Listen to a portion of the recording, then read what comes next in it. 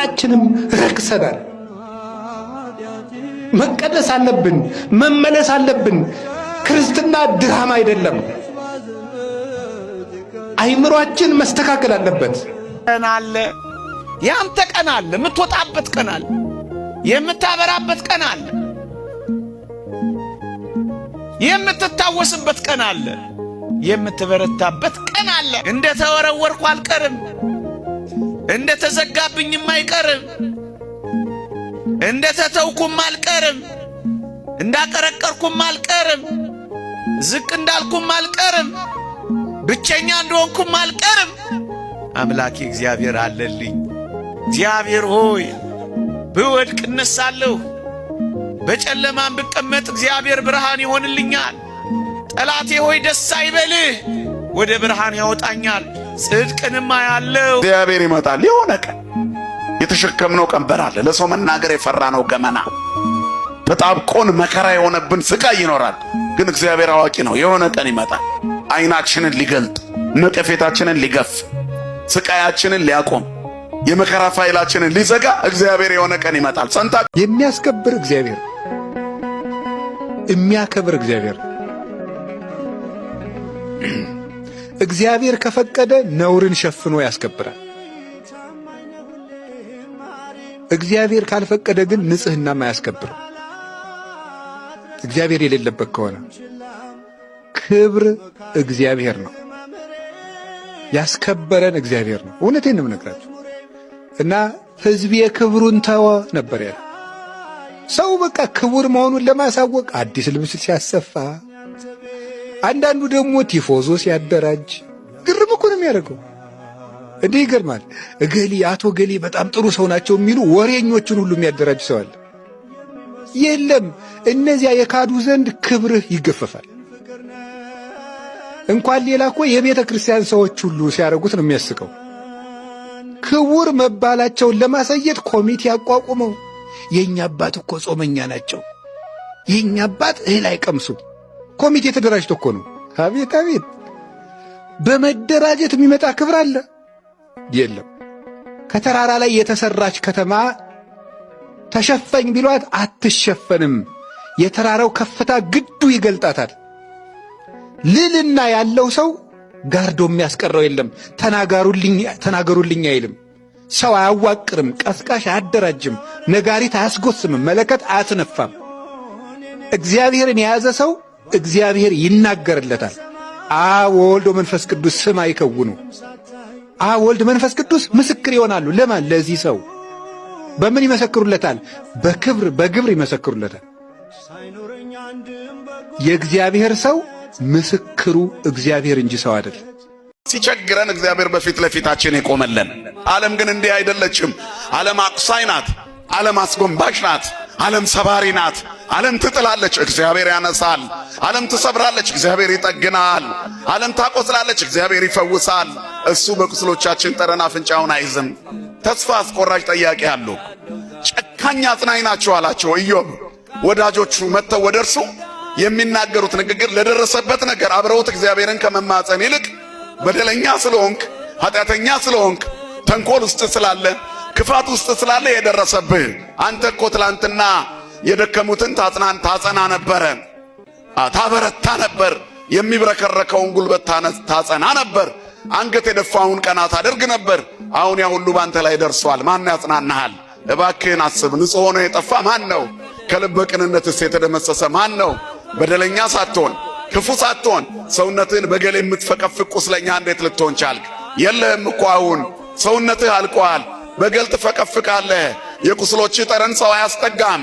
እግዚአብሔርን የሆነ ነገር በድለዋል፣ ንገረን። ኢንተርቪው ሊያደርጉት ነው የመጡት አጽናኞቹ ጨካኞች። ከርቀት የሰገዳችሁልኝ ቁስሌ ሲሸታችሁ አፍንጫችሁን ልትይዙ ነው አይደለም አላቸው። ግን የፍርድ አደላዳይ ፍትህን አስፋኝ እውነተኛ አምላክ ግንባር አይቶ የማያደላ የኢዮብ ቁስል ለሱ አልሸተተውም። በመካከላቸው ሲገለጥ መስዋዕት አምጥታችሁ አቅርባችሁ ኢዮብ ነው የሚያሳርግላችሁ አለ። የቆሰለው ለጤነኞቹ አሳረገ። የቆሰለው ጤነኞቹን ከሞት አዳነ። የታመመው እነሱን ከህመም ከሞት አዳናቸው። ክብርና ምስጋና ለአምላካችን ይሁን። እግዚአብሔር እንደዚህ ነው፣ ታሪክ ይቀይራል። አያችሁ፣ ምክንያቱም እኛ የታማሚው መድኃኒት ልጆች እኮ ነን። አይደለም እንዴ? ክርስቶስ ታሞ እኛን ያዳነን፣ ቆስሎ በቁስሎ የማረከን፣ ያላቆሰለን፣ ያላሳመመን፣ ስለ ሕመማችን እርሱ የታመመ፣ ስለ መከራችን እሱ መከራን የተቀበለ፣ ዋጋ የተከፈለልን ልጆች ነን። የታማሚው ሐኪም፣ የሕመምተኛው ፈዋሽ እያቃሰተ እኔና እናንተን ከማቃሰትና ሲኦል ከመውረድ የታደገን የክርስቶስ ልጆች ነን። አያችሁ። ስለዚህ ለሌሎች የምንደርስበት መንገድ ክርስቶሳዊ መሆን አለበት። ያጎነበሰውን ወንድም ቀና ለማድረግ የምንሄድበት መንገድ አጽናኝ መሆን አለበት። የአባቶቻችን ልጆች የመሆናችን ምስጢር በዚህ መንገድ የተጓዘ መሆን አለበት። አባቶቻችን ታጋሾች ነበሩ። እግዚአብሔር ከትዕግስተኞች ጋር ነው። አባቶቻችን ሩሩሃን ነበሩ። የሩሩህ አምላክ ልጆች ናቸው። እግዚአብሔር ከኛም ጭካኔን አይጠብቅም ርኅራኄን እንጂ። ይሄ የምታዩት አጥንት እኮ አጥንት ሆኖ የተገኘው መገኛ ምንጩ እኮ አፈር ነው። ዛሬ ልፍስፍስ ልንሆን እንችላለን። ዛሬ የማይገባ ሊሆን ይችላል። ዛሬ ደንዛዞች ናቸው ልንባል እንችላለን። ግን እግዚአብሔር እጆች ከነኩን እመኑኝ እንጠነክራለን።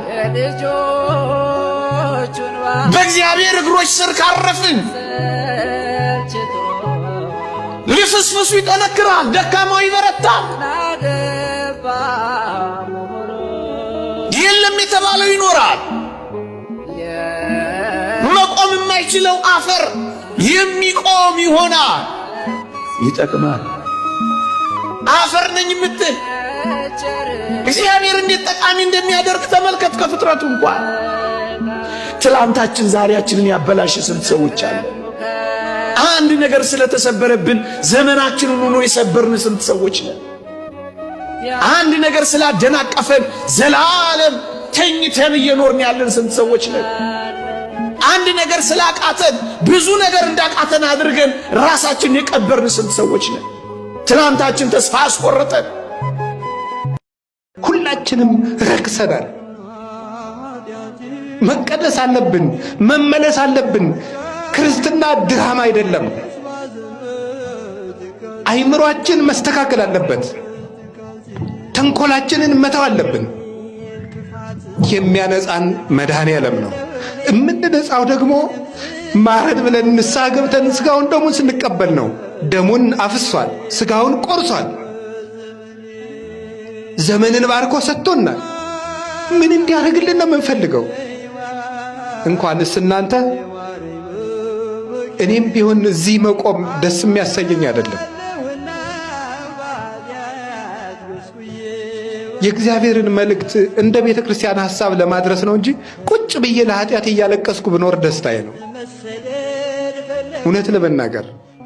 ስለዚህ መድኃኔዓለም እንዲያነጻን፣ ሳንነጻ የሰላም ሀገር እንፈልጋለን። ሳንቀደስ እግዚአብሔር ሆይ ውረድ ፍረድ እንላለን። በየት ይውረድ? ማን ያስወርደው? ማን ያስመጣው? በራችን ዘግተን ልባችን ተቆልፏል። ልብሳችሁን ሳይሆን ልባችሁን ቅደዱት ብሎ ተናግሯል። መድኃኔዓለም ሁላችንን የሚያንጻን ይቅር ይበለን፣ በምሕረት ዓይን ይመልከተን። እንግዲህ ዘመዶች፣ ዝናቡ የሰፈሩን ቆሻሻ ሁሉ ሲያጸዳ እኛ ከነ ቆሻሻችን መስከረም እንዳይጠባ ሁላችንም ንስሐ እንግባ። እውነቴን እነግራችሁ፣ እኔም ለራሴ እገባለሁ። መድኃኔዓለም ደግሞ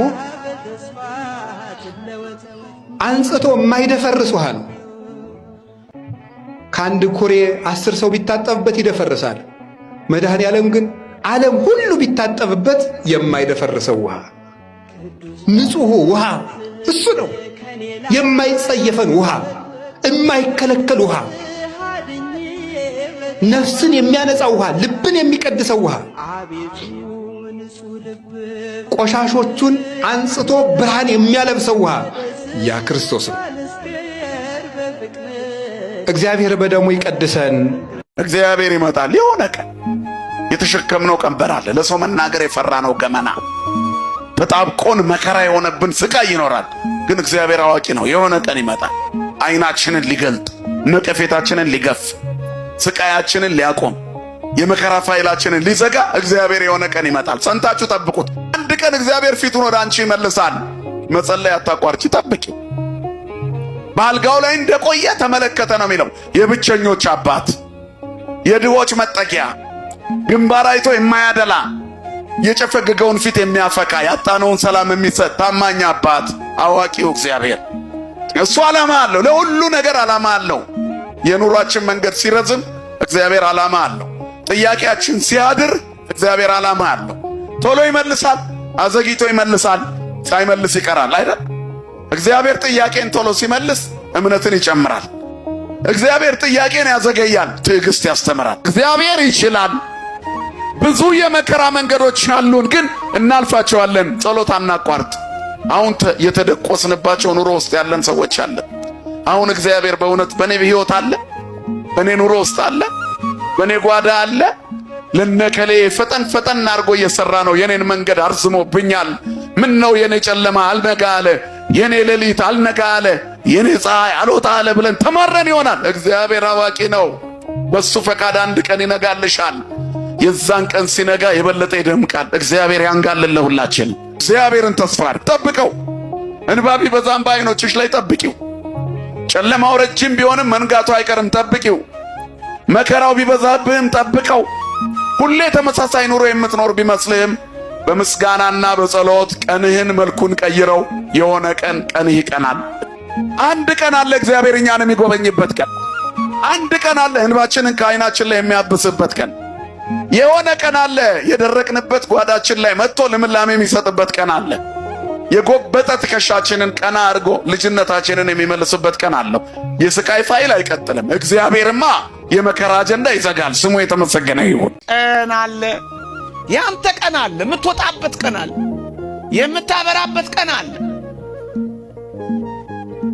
የምትታወስበት ቀን አለ፣ የምትበረታበት ቀን አለ። እንደ ተወረወርኩ አልቀርም፣ እንደ ተዘጋብኝም አይቀርም፣ እንደ ተተውኩም አልቀርም፣ እንዳቀረቀርኩም አልቀርም፣ ዝቅ እንዳልኩም አልቀርም፣ ብቸኛ እንደሆንኩም አልቀርም።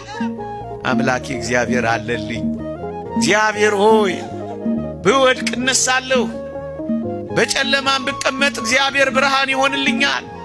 ጠላቴ ሆይ ደስ አይበልህ፣ ወደ ብርሃን ያወጣኛል፣ ጽድቅንም አያለሁ ነው የሚለው ክርስቲያን።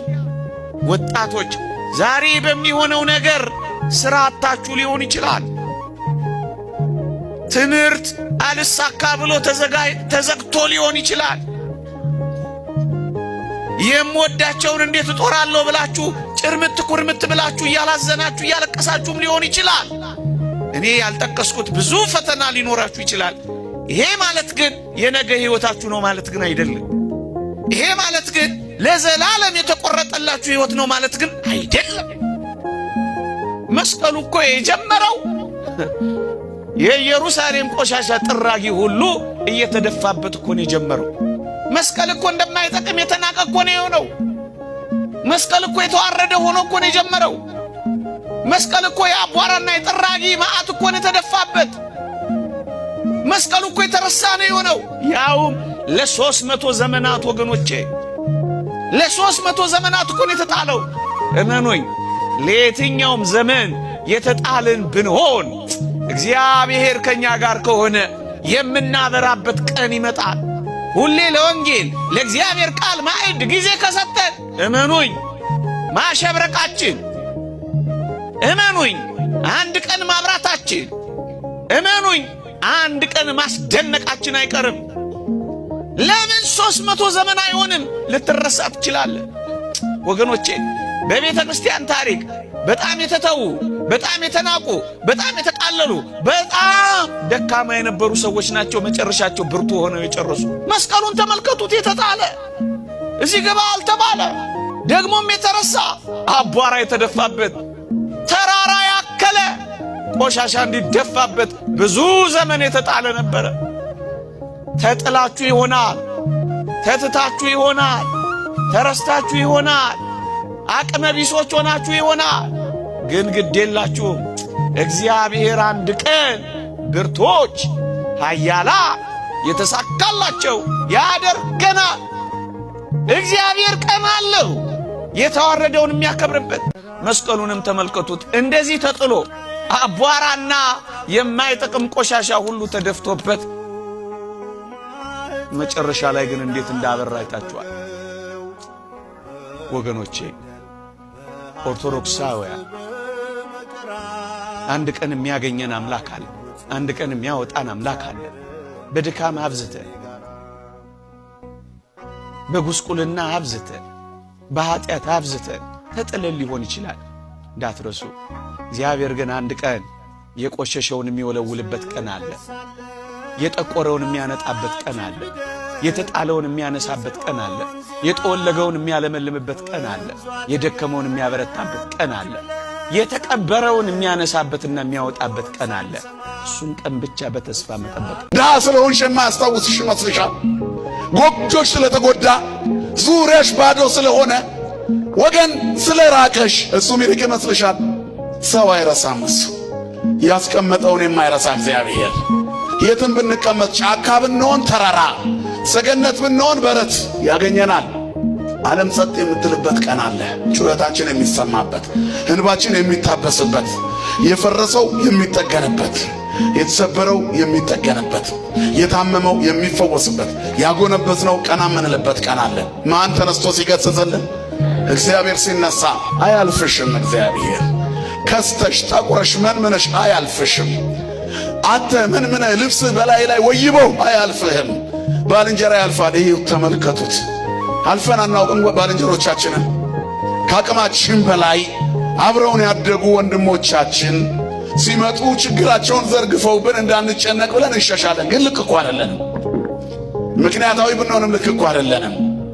እግዚአብሔር ግን አያልፍም። ከመካከላችን ተነስቶ ጊዜያዊ አለቃ ሆኖ ለጊዜው እንኳን መሆኑን እያወቀ የሚያበዛብን ቀንበር ብዛቱ። ማንም ዘላለማዊ የለም እኮ። የእግዚአብሔር ጣት ሲነሳ ፍትህ ይስተካከላል። ይህንን እመኑ። ፍርድ አደላዳይ እሱ ነው። እውነተኛው ንጉሥ እግዚአብሔር እኮ ነው። ገዥነቱና አምላክነቱ እንደ ካህናት በሹመት ያልሆነ፣ እንደ ጣዖት በውሸት ያልሆነ፣ እንደ ነገሥታት በጉልበት አይደለም። በባህሪው ንጉሥ እግዚአብሔር ነው። ሲፈርድም ትክክል ማን ብቻ ነው ወገኖች? እግዚአብሔር ብቻ። እሱ ብቻ ታላቅ፣ እሱ ብቻ ልዑል፣ እሱ ብቻ ንጹሕ፣ እሱ ብቻ ፍጹም፣ እርሱ ብቻ ፈራጅ፣ እርሱ ብቻ ፈታሒ በጽድቅ ኮናኔ በርት እርሱ ብቻ ነው። ስሙ ለዘላለም የተመሰገነ ይሁን። ብዙ ይቸግረናል፣ ብዙ እንፈተናለን፣ በሕይወት እንፈተናለን፣ በኑሮ እንፈተናለን፣ በትዳር ማጣት እንፈተናለን፣ ትዳር አግኝተን በሰላም ማጣት እንፈተናለን፣ ትዳርና ሰላም አግኝተን በልጅ ማጣት እንፈተናለን፣ ልጅ አግኝተን ደግሞ በልጅ ጤና ማጣት እንፈተናለን። ፈተናው አይቀርም። ሁሉም ግን ያለ ማጉረምረም እንሻገራለን። ማን ያሻግረናል? መድኃኔዓለም ያሻግረናል። ሕመማችንን የሚያቃስት እርሱ ብቻ ነው። የሕመምን ምልክት የሚያውቅ እርሱ ብቻ ነው። ሊታመምልን የመጣ እርሱ አይደል? ስሙ የተመሰገነ ይሁን። 7 ሰው ገደልኩ አላቸው። ደነገጡኝ። አባት ገና መሾማቸውን በስመ አብ ወወልድ ወመንፈስ ቅዱስ አለ። አደነጋገጣቸውን ሲያይ እኚህ ሰውዬማ ወስደው ለፖሊስ ነው የሚሰጡኝ ብሎ እሳቸውንም ገደላቸው። ስንት ሆኑ? አሁን መናዘዝ ፈለገ። ድጋሚ ሌላ ካህን ጋር ሄደ። እንደ አረጋዊ ካህን ጋር ሄደና አባቴ ንስሐ ልገባ ነው አለ። ምንድን ነው አሉት። 7 ሰው ገድያለሁ። ገደልኩ ብዬ ሄጄ ለካህን ስናገር ሲደነግጡ ሳይ እንዳያጋልጡኝ ብዬ እሳቸውንም ጨምሬ ገደልኳቸው። በድምሩ ስንት ሰው ገድያለሁ አላቸው። ይህ ካህን ምን አሉ? ይሄማ ቀላል ነው፣ ምንም ችግር የለውም አሉ። ምክንያቱም 9ኛ እንዳይሆኑ። ምን ያሳስባል የኔ ልጅ፣ ይሄን ያስጨነቀ አይዞ፣ ሰይጣን ነው የሚፈትንህ። አንተ መጀመሪያ ጠበል ነው መጠበቅ ያለብህ አሉት። አንተ ላይ አድሮ ግደል ግደል የሚያሰኝ ሰይጣን ነው፣ ጠበል አጠምቃለሁ ና በል አሉትና ይዘውት ሄዱ። ጫካ መሃል ላይ ሲደርሱ የሆነ ጉድጓድ አገኙ እና በገመድ ውረድ አወርዳለሁ፣ ወርደህ ጉድጓድ ውስጥ ዋሻ አለች፣ ዋሻ ውስጥ ጠበል አለ፣ ይዘህ ትመጣለህ፣ አጠምቃለሁ፣ ትሄዳለህ አሉት። ደስ አለ። ይሄማ ቀላል ነዋል እና ሄዱ። ጉድጓዱ ጋር ደረሱ። በገመድ አወረዱት። ከዛ ገብቶ ዋሻ ውስጥ ሲያይ ጠበል የለም።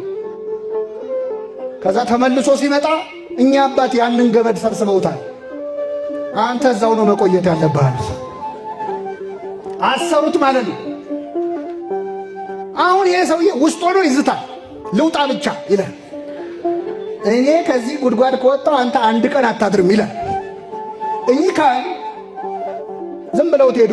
በማግስቱ ሙሉ ቀን ውሎ ማታ ሲመጡ አንዲት ዳቦና አንዲት ኮዳ ውሃ ይዘው መጡ። ይዝታል። ልውጣ ብቻ ይላል። ያችን ዳቦ ወረወሩለት። በላ። 7 ቀን 14 ቀን 21 ቀን በቀን አንዴ እየመጡ ይሰጡታል። ይሳደባል፣ ይበላል። በቀን አንዴ ነው የሚበላው ማለት ምን ማለት ነው? ምዕመናን፣ ይህ ሰውዬ ምን እያደረገ ነው? እየጾመ።